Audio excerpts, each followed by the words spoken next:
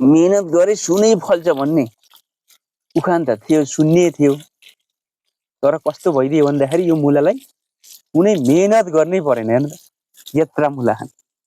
हेर्नुहोस् त साथीहरू, हाम्रो घरमा फलेका मुला गुल्मी दरबार वार्ड नम्बर 3 डौडालमा बिना मेहनत फलेका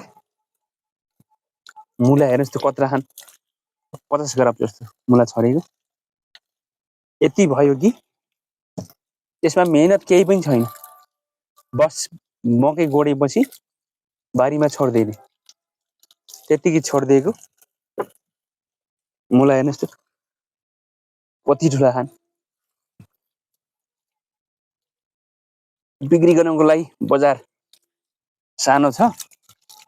अब यसलाई काटेर अचारको लागि राख्नको, पछि गर्मीको टाइममा खाना हुन्छ।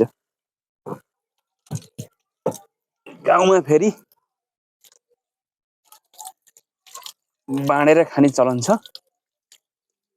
हाम्रोमा नभएको चिज अरूले दिने, हाम्रोमा भएको चिज अरूलाई दिने गरेर पनि मुला अझै छ यति धेरै। हाम्रो घरमा पाल्नु भयो भने 2-3टा यत्रा मुला पाउनुहुन्छ। यत्रा ल्याइदिने व्यवस्था छैन। घर आए दिन्छ है।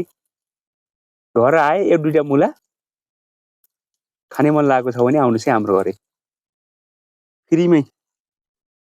फ्रीमै पाउनुहुन्छ। ल अचारको लागि